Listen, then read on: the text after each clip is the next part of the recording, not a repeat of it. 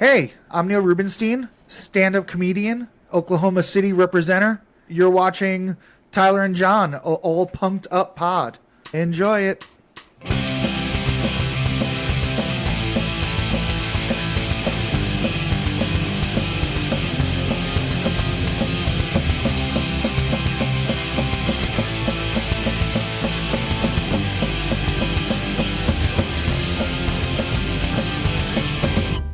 What is up, everybody? Welcome to the All Punked Up Podcast. I'm Tyler Winters. John Pierman is here, and you're damn right. Here he is. There he is. We got the opportunity a couple weeks ago. I think it was about a couple weeks ago at this point. That sounds right. To hang out with actor/comedian, stand-up comic Neil Rubenstein, and this dude is extremely funny. I checked out his stuff before he came on because I hadn't heard of him yet. And checked out his stuff. Hilarious dude. And I'm only hoping for the best for him. Now, if you guys are asking, why in the fuck are you interviewing a comedian on a music podcast, about the scene? Well, Neil Rubenstein is very much in the scene. Some of you may have caught him opening up for acts. I think he said he's opened up for Motion City Soundtrack, Bayside, Taking Back Sunday. Am I missing any, John? I don't think so. That sounds right. He was and how about he was on the first two Taking Back Sunday records? Yeah, that too. Suck on that. Yeah, for real. Like, this guy is very much in the scene. He also opened up the first two dates of Adjacent Fest this past few months ago. So very much in the scene. This dude fits our MO. But why do we have him on? He has a special coming out this week called Have Some Dignity. It will be arriving on YouTube on August 26th, I believe. If I have that date wrong, it will be corrected in the interview. And you guys really need to check it out. I'm telling you, this guy is hilarious. I know John and I are excited for it. Well, after you watch the special, make sure to like and comment on the special. Oh, absolutely. Absolutely. And subscribe. Yeah. And who knows? One thing about this, and I learned that this was an actual normal thing. I always thought that stand-up comedians opening up for bands would be a great idea. And this came to me while I was watching the Blink-182 reunion at Coachella. They're just, joking away on stage. I'm like, man, a stand-up act would be great before a Blink show. And apparently that's been a thing for years. I just don't know how much it happens in the scene that we cover.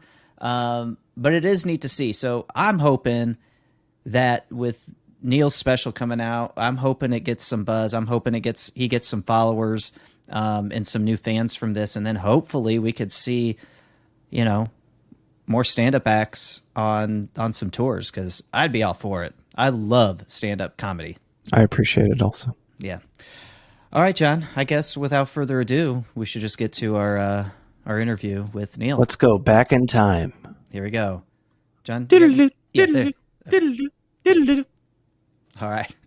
Here is our interview with Neil Rubenstein. I do want to start off by saying that there's no entertainment I love more than, obviously music, because we talk about that a lot on this podcast.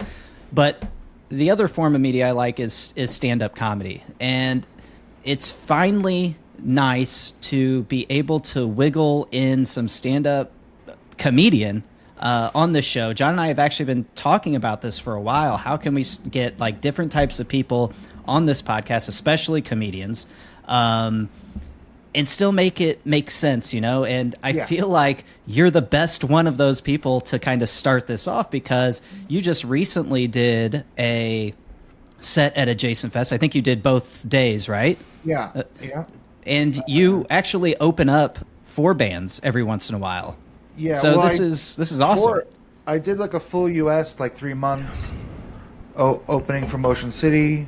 That's rad. I've opened for Bayside a couple of times. Thursday, I'm the Avalanche, Taking Back Sunday.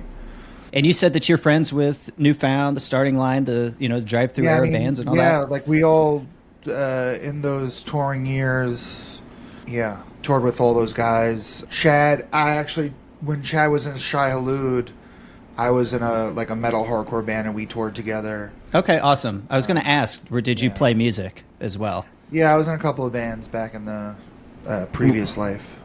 All right. Late 90s? Yeah, late 90s into like very early 2000s. Okay. The last thing I did musically would be like 2004 or 5. I did a EP with a band called These Enzymes, which was Mike and Nice. Chris from the Rejects.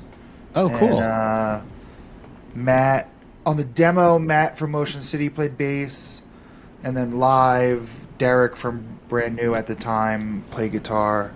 Nice. Right on. So you were in it. Yeah. That's rad. Yeah. So I'm on the first 2 Taking Back Sunday records. I'm in it. Yeah, I was in it. That's rad, man. That's awesome. And to kind of go back to your role as a comedian, stand-up comic, I've always thought that, comedians opening for bands, like being the first act, is such a great idea. Like it actually really hit me when I was watching Blink 182's, reunion at Coachella. And, I'm just watching, and, the jokes are flying in between sets, and that the jokes are planned. They're written, they're practiced beforehand and that sort of thing. Like, it's an act, which is fine. That's great. But it made me, knowing that, I'm just thinking they should really bring a stand-up comic on tour to open up with them, because, that's basically what you're getting. And, you go on the Reddit threads and whatnot, and people will say, I could listen to Mark and Tom talk the whole set. Not play any music, just talk the whole set. And I'm like, well, imagine if they brought somebody on tour with them that can kind of loosen up the crowd in a different way than a band usually does, to as an opening act. And anyways, I think that's rad that you're doing that. Like, I didn't know that was a thing. And it's just so cool. It's been a thing for, forever. Yeah. The Richard Pryor's special was filmed opening for Aretha Franklin. Bobcat right. opened for Nirvana. Big J opened for Korn. Jim Brewer opened for Metallica. Oh, man, I didn't know it was that deep. Mm-hmm. Yeah, I know Ian Fidance has done a couple of stuff, maybe Front Bottoms. Okay. And I know Kate Willett and maybe Kyle Kinane have opened for Jawbreaker. So, yeah, it's not, it's not. I think there's several comedians at the 90s Woodstocks too. Like, they would have comedians Really? sprinkled in, if I recall correctly. Yeah, it's not a new idea. It's just it's not a very utilized thing because it is difficult. It's not ideal for the comedian. Sure. But I have discovered that if the audience knows it's happening, then it'll go well. Right. It's when they don't know. It's like when I'm not on the bill, or they don't advertise openers, or like any kind of thing like that. When it's been like, oh, and Neil Rubenstein and comedian Neil Rubenstein, those shows have always gone like tremendously. But if you can overcome a situation like that, you got to know have a strong act if you can overcome a restless crowd like that. Yeah, sometimes there's no winning. Sure. But you do what you can. You do your best. So what do you do with an unruly crowd? Just try to push through it. Yeah. You can't. A lot of times, the things you hear, they're not hearing, so you can't really address that stuff. Sure. Like, if there's someone in the front just being like, "You suck," which doesn't happen, but if they're like, "You suck," and like I can hear it, and maybe the 15 people around them can hear it, but the 1,400 other people have no idea. For sure. It's not like being in a small club or anything where you can address it. Yeah. Yeah, if you address it, you're admitting defeat. Yeah. For sure. There was like when I just did Bayside, I'm the Avalanche, and I was gonna go first, and then they switched the order last minute, and so I went in between bands, and I've discovered a few things that help make it go smoother, and we weren't able to get those things done correctly, and so I kind of came out like not everyone knew there was a comic, Got you. I came out in a kind of a weird way, and so like kids were like, "Avalanche," and then like I'm talking for 5 minutes, and like 5 minutes in, they start to realize like, oh, Avalanche isn't. What do we? Oh, we got. They're not coming out right now. Came out. I am not the Avalanche. Yeah, I was like, sorry guys, give me 10, and then we'll, For sure. Yeah. So sometimes, sometimes it's it's a little tougher than others. But there have been shows there were shows on that Motion City tour where it was just like, I mean, I would take a pause before a punchline or something, and like you could hear a pin drop, and like 1,500 people were in the room. So like, it is crazy. It is doable. It's certainly doable. And I'd say that like 3 out of 4 shows on that Motion City tour were like amazing. It was just like 1 out of 4 were like a bit of a struggle, and there was like there's a few things you can point to, but you just do it. At what point did you make the transition from music to try and stand up? I mean, it was like a long thing. I was on the road with bands, and then I kind of stopped playing music and started just touring with other bands, like just working. Mm-hmm. And at some point, I ended up on TV for a while, and someone was like, "Oh, if you want to keep doing television, you have to, I guess, diversify your talents or whatever." And he like kind of convinced me to try stand up, and then I did it, and it was fun. And sure, not right away, but when it got fun, then it like got fun, and then I was like, "Oh, I can still tour. I can do this. I can do my own. I can forge my own path." I think it's hard to like realize you can do that, and I think a lot of people are just stifled by like how our society is. Like we're just like, "Oh, well, we just do this. We just, and like not shitting on like taking the college route, but like even you guys, you were like, "Oh, we did a band, and then we went to college, and then we got real jobs, and then we got the," you know what I mean? And it's just like, I was never going to be that. And it took a long time to figure out how I can not be that and still keep my individuality, not just be like another person doing X or Y. Like I can do things the way I want to do them, and sure, what do they say? Like the audience will come to you, kind of. Yeah. Like, look, I'm not. The algorithm doesn't love me. I say the word COVID, and so TikTok took me off the air. You know what I mean? Like, all right, I'll do it how I do it. I don't know. I'll go be punk rock, and I'll go make fans or friends this other way. Sure. So when you said that you were on TV, was that was acting, I assume? Well, sorta. So I for a while I was involved in like the poker world and some gambling, and there was a show on Spike TV that a friend of a friend, well now he's a friend, but at the time a friend of a friend was producing for Spike TV, this like basically like teaching celebrities how to play card games during like the poker boom kind of, and they needed like a quote unquote expert. And I was there. I was available. I was willing to do it, and it just kept going. It was just John. Do you remember this at all? Because John, I don't remember that show specifically, but I spent most of my 20s playing, semi-professionally at least, kind of running games and dealing and kind of doing all the poker adjacent things for a long time. So I did that, and then I made it a career somehow. Sure. It was on Spike TV. It was called Casino Cinema. It was like interstitials. Steve Sharippa and Beth Stern were the hosts. Okay. Yeah, we would just teach like Dennis Rodman how to play craps, or Scott Stapp how to play blackjack, or like whatever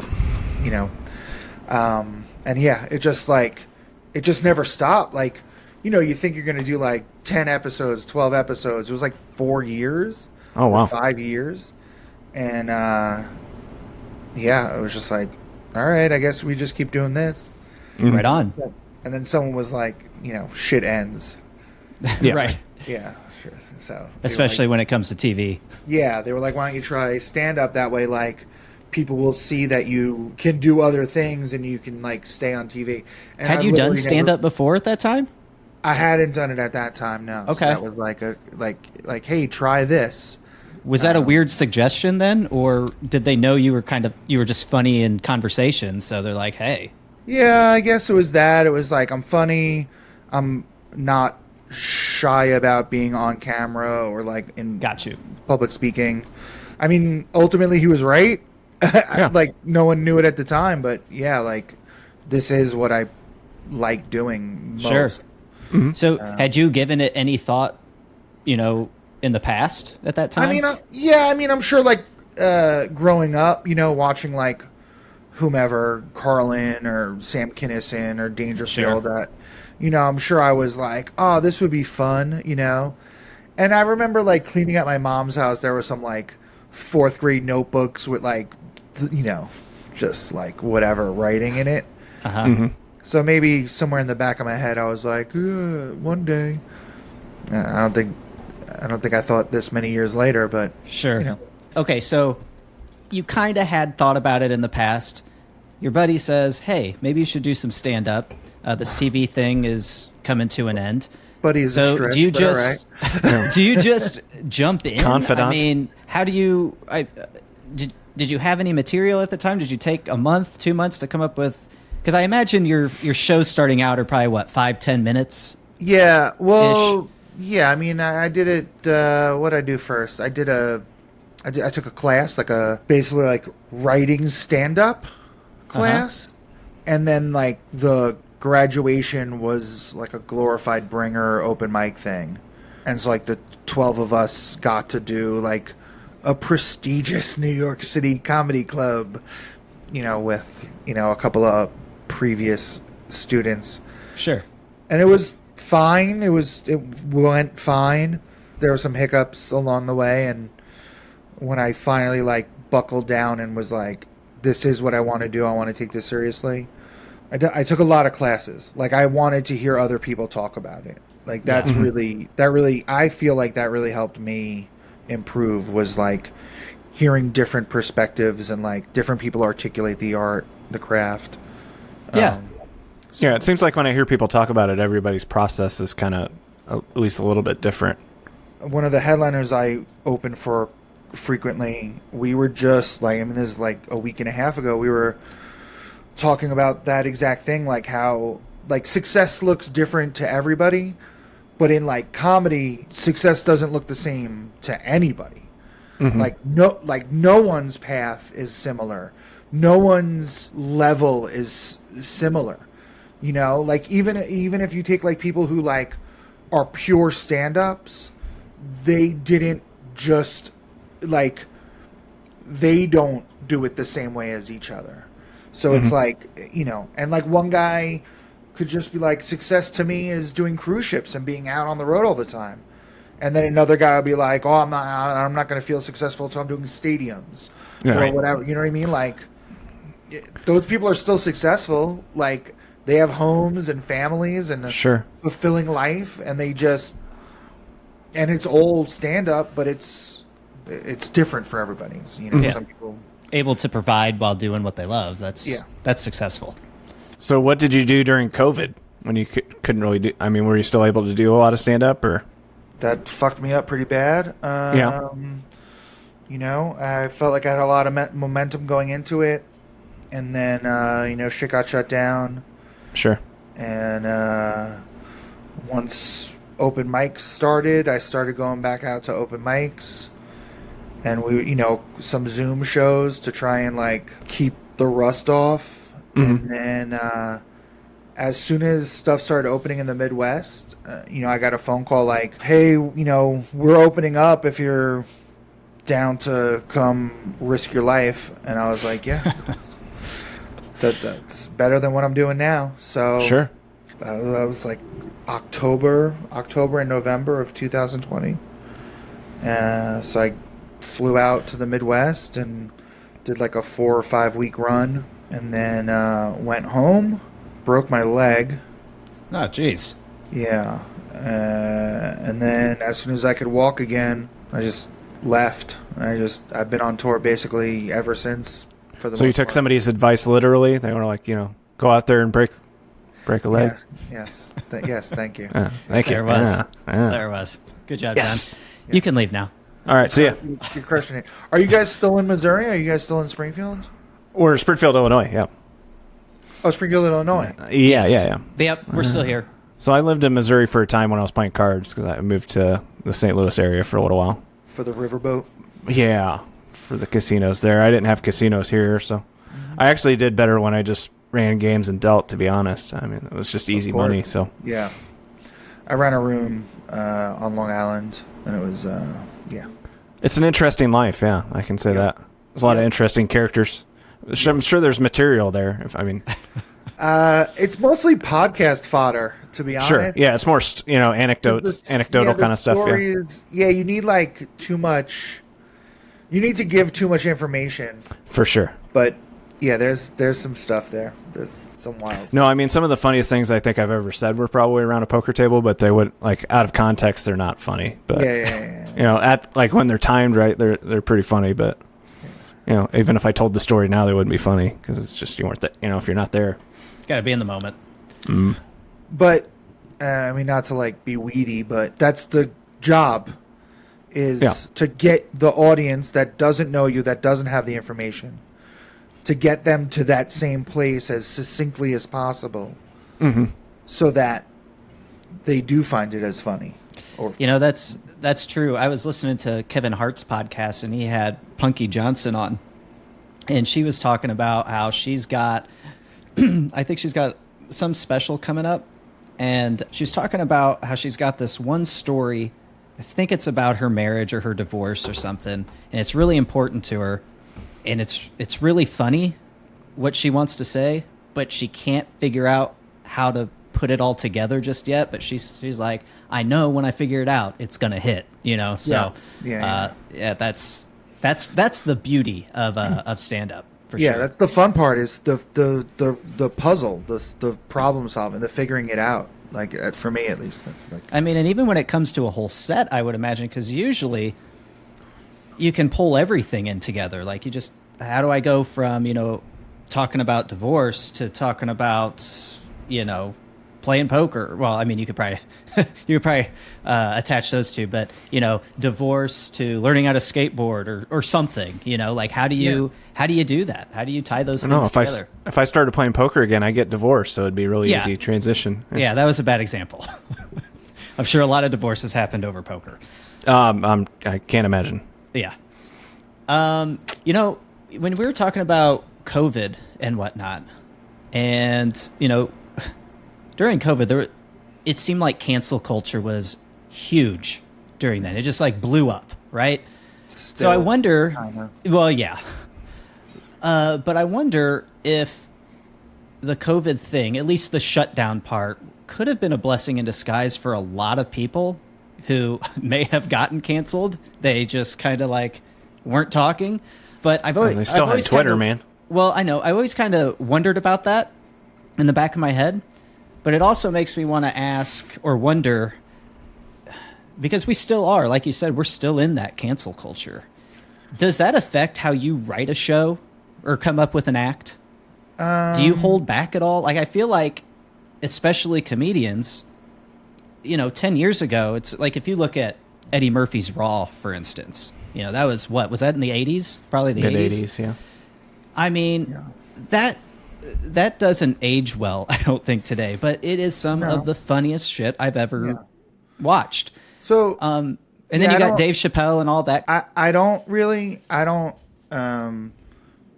I speak my mind. It's gotten me in trouble in the past. I'm sure it'll get me in trouble in the future.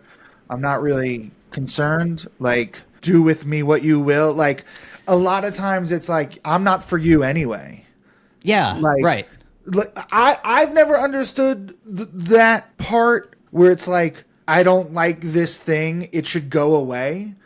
That's a very privileged attitude. Oh, big time. Absolutely. So to me, that's just crazy. No, if I don't like a thing, I put on a different thing. Right. Or I look at a different thing. Or I stop using this thing. You know what I mean? Right. The whole everyone should get rid of this thing. It's mind your own fucking business. Yeah, and it's like not everything's all black and white like that, you know? Well, So- and that's the other huge thing, right? Is like that same energy thing where it's like the conservative, the Trumpy guys are like, Hunter Biden does coke, bangs hookers, Right. you know, and then it's like George Bush does coke, and they're like, he's one of us, and you're like, huh, okay. Trump bangs hookers, like, yeah. They're like, Right. okay. Hunter Biden bangs hookers, boo. It's like, Yeah, right. Well, Yeah. what? Like, yo, same energy, kids. Like, Yeah. I don't know. And then like, yeah, I don't know. I'm realizing on my special, I like shit on white kids. I'm like, we made enough white people. We don't need any more white people. Right. And I've had someone come at me in the past being like, oh, you're like a race traitor or whatever, which like, okay, you're definitely, you're not gonna like anything I do anyway. Like, that's a weird fucking energy to have. And then also like, the people that are gonna be mad about that are also gonna hate me because I'm Jewish. So like, what the fuck's the difference? Like, why would I Sure. hold back anything? You know, like, what am I worried about? Like, someone who's going to be mad that I say X, Y, and Z isn't going to like me because I am A, B, and F. You know, like, you're not. Yeah. Like, it doesn't make a difference what I do or don't say. Like, if you don't like me, you're not going to like me. Right. You know? And I learned that, I mean, I learned that very young, but I learned that in this industry because, like, I was clean for a while. Like, I wouldn't use curse words and I wouldn't like do anything like sexually explicit. Like even with euphemisms, I just wouldn't describe sexual things. And like I was like submitting for these like clean things and they weren't taking me anyway for whatever reason.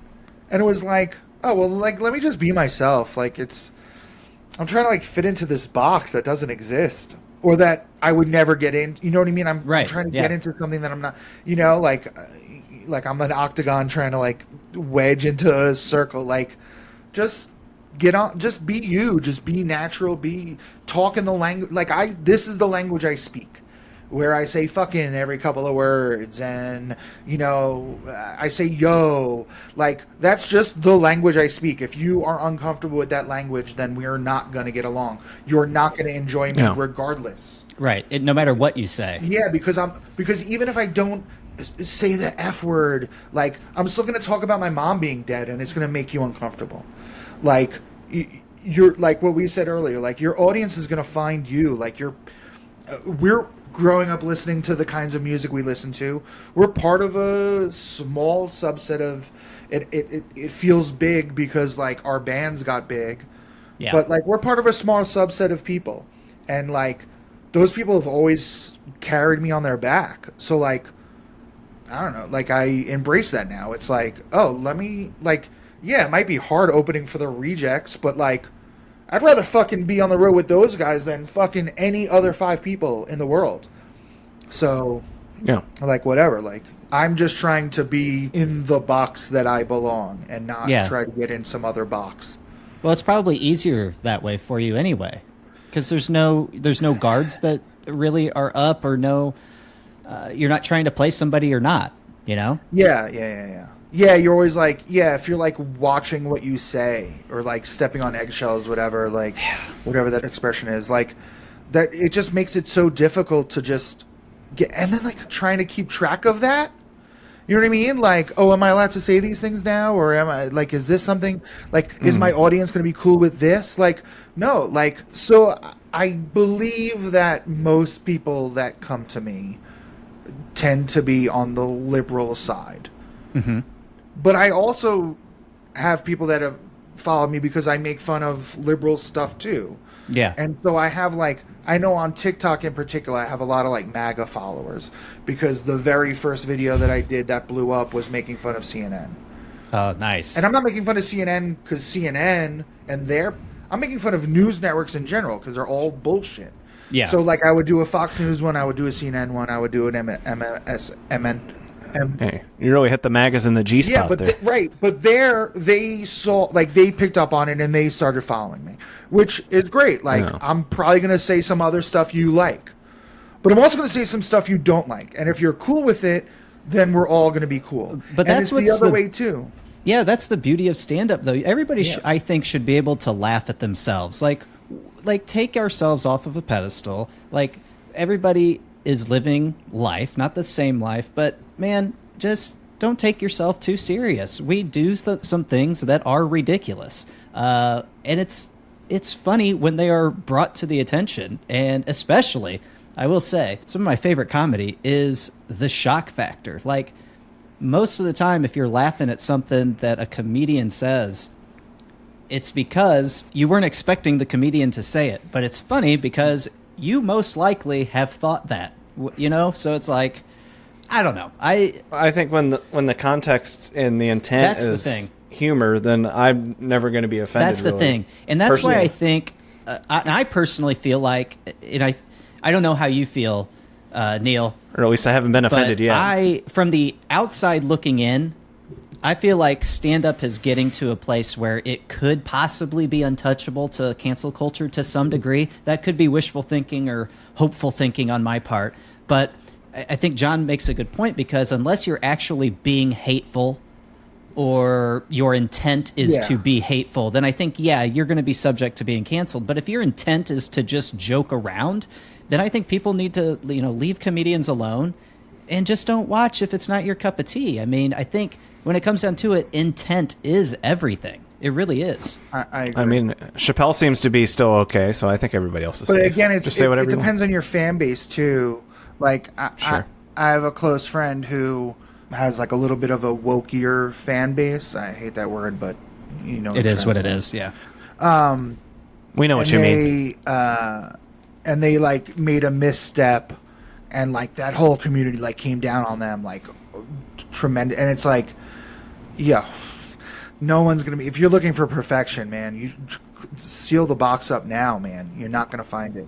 Yeah. Like, you're not gonna find perfection. Like, at least this person, they said something like mean to someone, and they were like, the person was like butthurt, like, they were mean to me. It's like, a lot of people are going to be mean to you. Like, at least this person's fighting for your reproductive rights. Like, you know what I mean? Like, I don't know what to tell you. Like, life's hard, man. I don't know. Fill out an application, I guess. Yep. Or what's Maddie's touch grass. Go touch grass. Yeah, there you go. There you Get go. some air. Yeah, I even feel like even talking about cancel culture and all that, like, I almost feel like I need to kind of toe the line here and make sure I don't say anything either, because, but... No, you're fine. Oh, they're going to come get you. They're going to come get you. Yeah, you know I know. I mean? No, I've been running everything through a filter. Okay, perfect, thanks. And it's funny, too, because it's like, what ends up happening, in my best estimation, is like, let's say, like, I have some leftist views, right? So I'm going to say, like, some things that might be, like, whatever. And then if I make a misstep and that community decides to, like, troll me or try to cancel me or whatever, the other side is going to be like, well, come here. Yeah. Come be a part of our world. And so where you had a well-meaning ally, you've just made an enemy. Mm-hmm. And I never understand, like, why you would eat yourself like that. You know, like use your noodle. Like, we're gonna... Mm-hmm. And use your own noodle, right? Like, don't just take, because somebody else is saying one thing about you, don't just... Like, if this is how I pay my rent, I'm gonna need to pay rent, right? Right. So if someone's like, well, he made a joke about whatever, and I don't like it, get him off our thing, I 100% guarantee that I can go over to the fucking truth.com people and be like, yeah, try it in a small town. and be like, you know what? Jason Aldean had some good points. The earth is flat. Let's go, guys. And everyone's going to be like, come on, Kyrie, here we go. Hop on our horse. You know what I mean? Like, shit. So, you know, what, like, pick your battles better. You know what I mean? Like, at least you know. Yeah, I know. And we can move on. I think what it does come down to is there's a lot of I'd like to discuss the flat Earth stuff. there's a lot of that echo chamber stuff on Twitter or X or whatever the hell we're calling it now. And I think people just I'm not calling it X. I'll tell you that. I'll call it Threads before I call it anything other than Twitter. But I think people are just echoing what everybody else is saying. I don't really think people. I think most people on Twitter don't really have their own true opinion on stuff, and that's, I think that's dangerous. It's also a very vocal minority too. It really is, but it seems larger than it truly is, right? Because most people don't give a shit or are like, ugh, whatever, dude. Like, shut up, So it's like I feel like most of the people are in the middle and they're just tired of both. Yeah. Speaking for myself, I'm there too. Yeah, I mean, ultimately, like, if you're trying to take away someone's rights, fuck you. Right.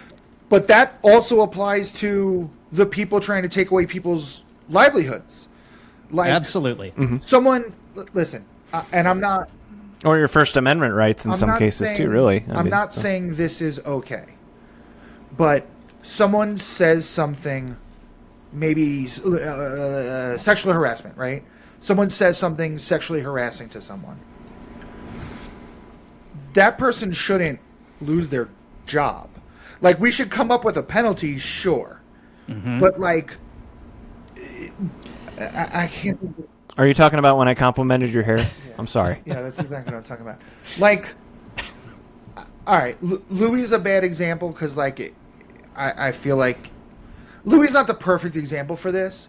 But, like, by making Louis go away when he did, you also cost thousands of people work. Thousands. People that were struggling their whole lives to finally get an opportunity. The riggers, the lighting guys, the makeup department, the writing assistant who probably was sleeping on a cot in their friend's closet for years trying to get this opportunity. And, like, and people that worked on his tour, I'm sure, too. Mean, just name the things. All the shows he was involved with. All the things he's involved with. I mean, and then you wanted him to go away forever? Like, forever. Like, that's not the punishment. The punishment isn't forever. Because there are rapists and murderers who get out of prison. Right. Like, the punishment isn't forever. So, pick a thing. You know what I mean? Like, what's the punishment? What's the correct punishment? And it can't just be like this blanket thing like, you can't work ever again because you called someone a retard. Yeah. Like, come on, guys. Like, okay, yes, it was bad. He shouldn't. But you're going to force him out of that box, and you're going to make him go fuck with your enemies, dude. Like, you're going to go make him... You're going to go make him work on the Jason Aldean tour. The thing is, too, it's like...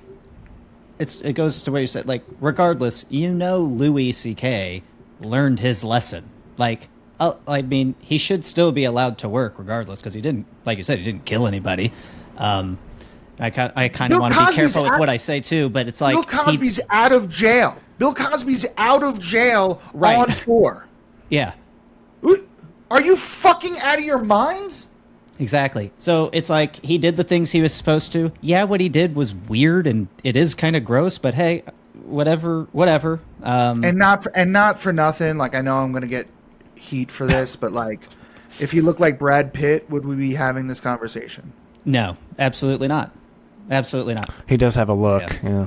So it is. I'm not saying yes or no. I'm just asking.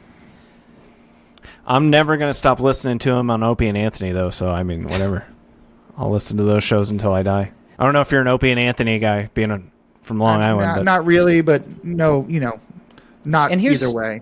I just never got into it. Gotcha. I think to sort of land this discussion, unless you guys have something else to say, but I think the way to cancel somebody would be, if you really want somebody canceled, just show with your money. Like, don't go to their shows. Like, for instance, I'm a huge St. Louis Cardinals fan. They absolutely suck this year. And my wife Whoa. has asked me a couple times, it do you easy. want to go watch them play this year? I was like, no, I don't want to go watch them play because they have a terrible product right now. They are one of the top teams when it comes to attendance records every year. So It's a great organization. I mean, they it is. put And, together but what a good product most years. They've been they've good been for good a long time. Yeah. But also, being a fan, I know how the business is. It makes sense. If they're selling 3 million tickets a year, even if they're putting a crappy product on the field, if they're still selling 3 million tickets a year, they're going to keep putting up crappy. What's the point? What's the motivation for them to spend more or get better players? So I'm opting. I don't want to cancel them, but I'm just not going to go because I don't think we should go if they're putting a crappy product on the field. Well, I think you should go protest outside the It's stadium. not that serious. It's just a game. All right. It's just a game.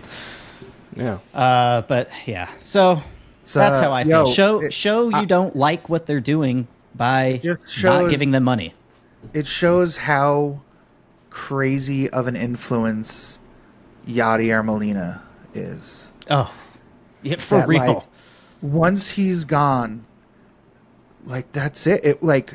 I mean, it's the same. He'll come back and manage. Though. I can't He'll be wait. all right. I hope can't wait. so.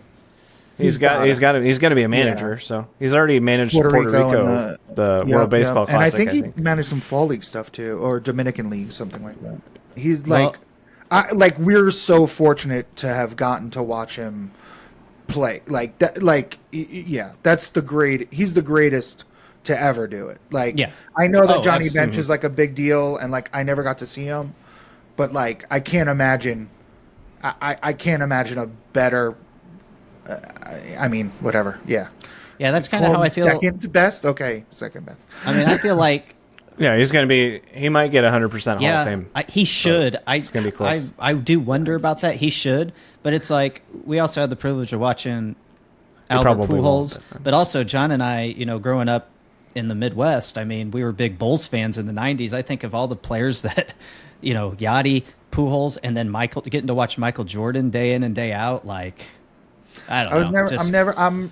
I'm not really big into other sports, so I can't like really be like, oh, watching this but like honestly, like watching Yadier Molina, I mean, I was a fan from day one. Even when he beat the Mets. Like I was like, Are you a this Cardinals guy- fan then? No, I'm a Mets fan. 100%. Oh, Mets fan. Okay. All right. Yeah. Okay, gotcha. Oh, yes. Yeah, that was rough. That would have Yeah. been rough. Yeah. 2006 or whatever it was like tough to deal with because it was, the Cardinals. Sure. Same team that we like dealt with in the late 80s when I was like first starting to pay attention to stuff. But yeah, Yadier Molina, I mean, that's just, yeah.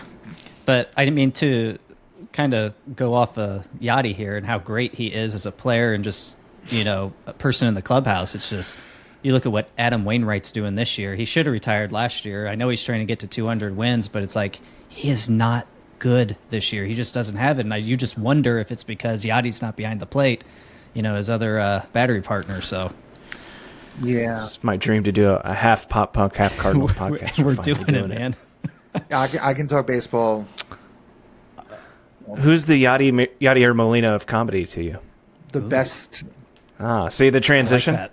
I mean, if I could, yeah, I would. Sarah Silverman to me is the pinnacle of how it should be. She's super smart. I think I have a hall pass for her.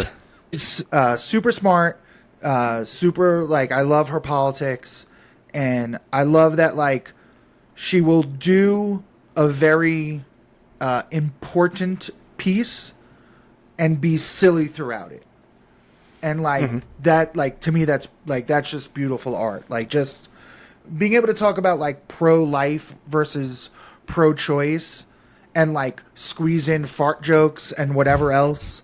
You know what I mean? Like it's such a delicate hand, and it's amazing. It's just yeah. She's to me, and the other person I would say probably like in that world, like in that vein, would be like Bill Burr's ability to like present you with an idea you either like or dislike, and then get you to flip your feeling on it by the end of the piece. He is a master of that, man. He's a master at that. And that he is so good. Yeah, that's something that's something I definitely like strive to accomplish, where it's like I'll present a thing and then like people will applaud the statement and I'm like, wait, give me a second, because you're not gonna like how this ends. Yeah. You know?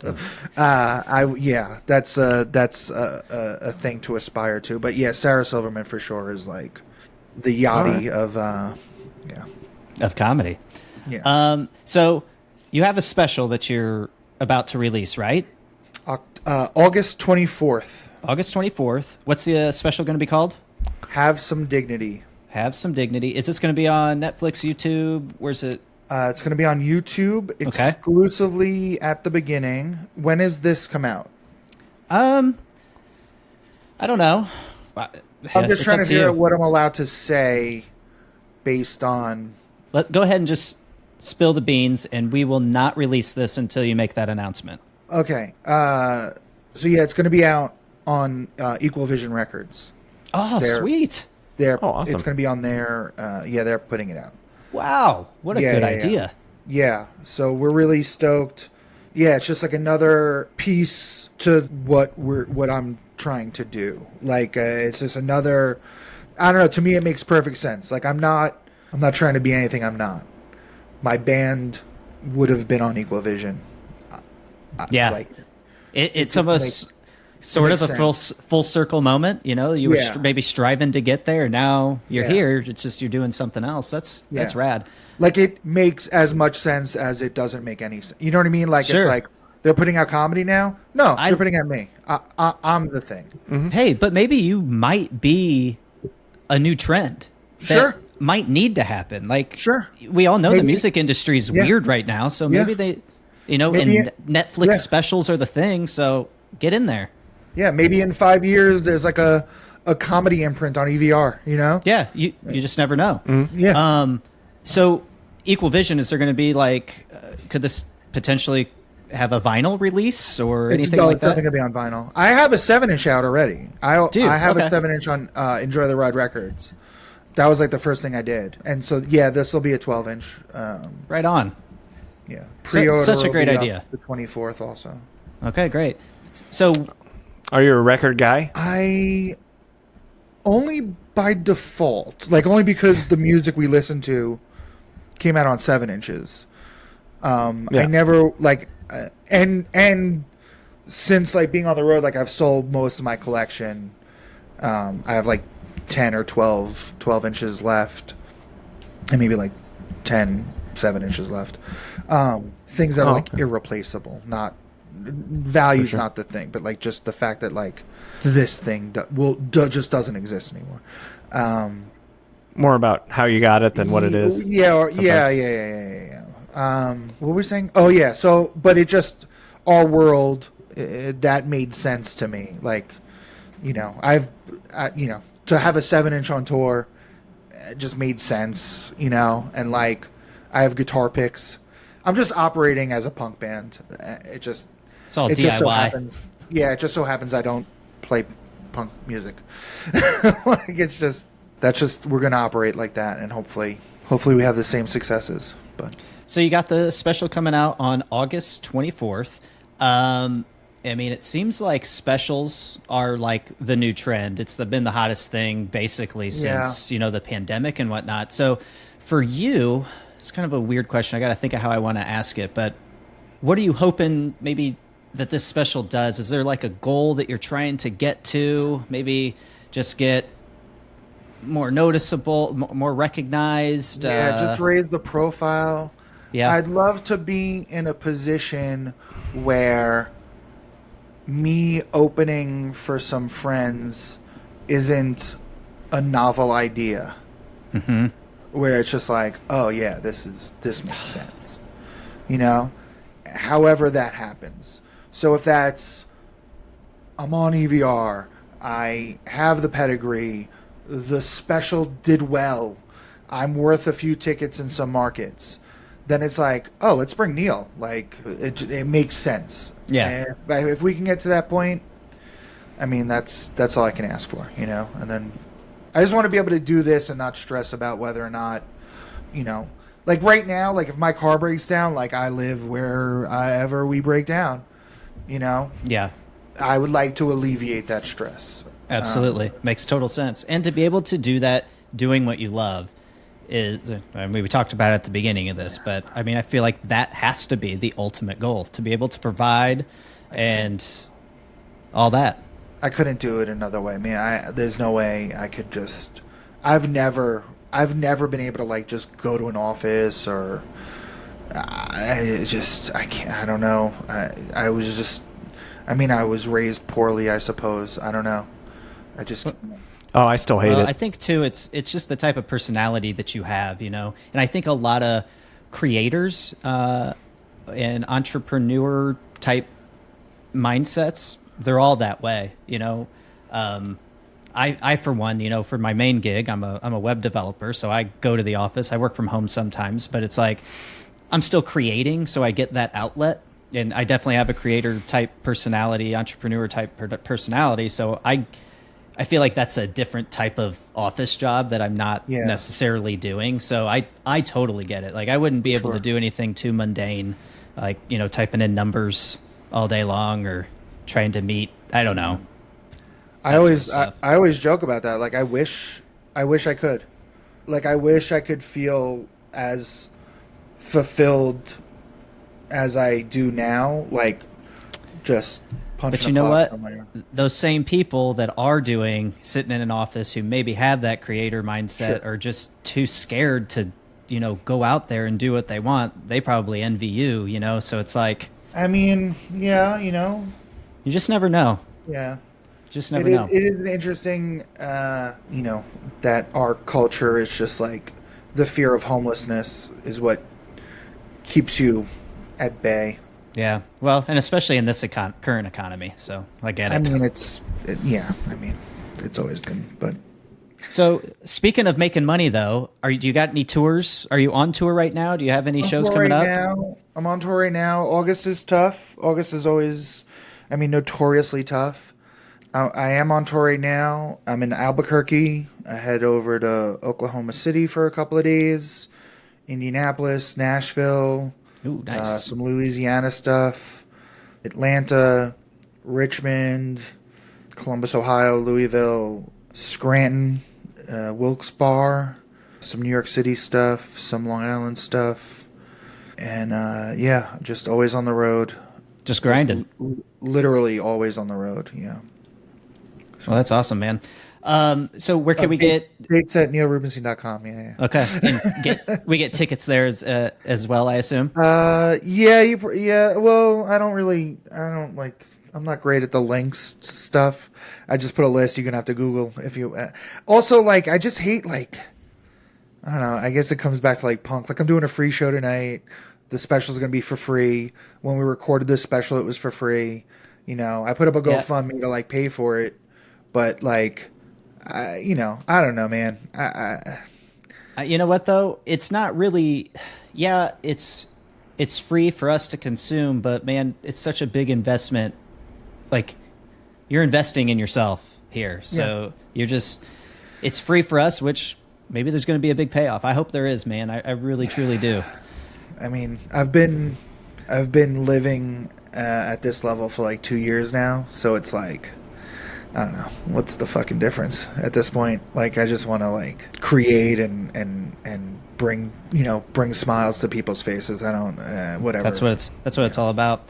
And man, like, you know, it's only up from here. I've seen your stuff when Becky she emailed me. I'm like, a comedian? Yes, we've actually been wanting to get a comedian on this. He sounds perfect. Awesome. Thank you. So I went and checked out your stuff, dude. You're funny. Like, I am definitely looking forward to this special. So I'm definitely going to be ready on YouTube on the 24th. Is that a Friday? Thanks. What day is that? It's a Thursday night. Yeah, it's a Thursday night, so I know where to be. Thursday to do the premiere. I just felt like it was like, I don't know. It felt like it made more sense. You know, I don't know. Yeah.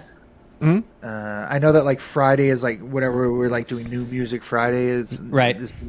It just made sense that it'd be a Thursday, and I think it does. Yeah, because then you let music have its day and let comedy have its. You know. Yeah. So where did you film the special? We shot it in New Jersey, in Montclair, New Jersey. Okay. At our friend's space. I mean, it was like it was all homies. Like it was the space was donated by a friend. My Steve Padula from Thursday and my buddy Mike Dubin shot it, directed it, produced it, edited it. Mike Kennedy from the Rejects mixed the sound. Oh man, so this is the real deal. Right Yeah, here. like it was all friends. It was just all friends. Taking Back Sunday does the intro. Awesome. Yeah, it was just my buddy Fox Beats made the music for me. Yeah. Oh it was man, just dude, all- I all cannot friends. wait. I cannot wait. This is going to be awesome. Did you do it over? Was it just a one night take, or did you do it over Yeah, two one nights? shot. Yeah, we did it one shot. Ooh, nice. Oh, one and done. And so there's mistakes in there that I'm like, fuck. Like I wish I had another shot at this, but we just You know what? That's the risky take, I guess, when you're doing a one take, especially like, because I know for me, like at one point, even if I'm like locked in, you know, I'm gonna think You let a fart sneak out. let that sneak out, but then I'm gonna be like, Yeah. at some point, I'm gonna be like, I'm doing really good. I only got one take of this though, and then I'm gonna be like, oh shit, Yeah. you know. Well, I feel like you can hear it in my voice a little like I'm like breathing kind of heavy at the beginning. Sure. Kind of Yeah. get settled in. I'm a little not nervous, but like I have like a little bit of like anxiousness. Like, Yeah. all right, we're really doing it. Like, get it right, Neil. And then, you know, and like as it goes, like you see me like kind of settle in. Like I don't know if it's like obvious to other people. It's obvious to me. It No probably, one's- yeah.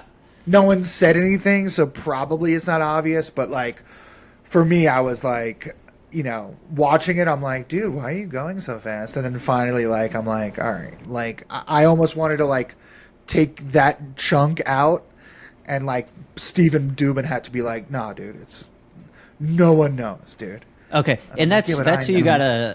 you gotta trust that, because because That's the we're our thing, own it's worst like, critics, you know. I know these guys love me, and they're not, yeah.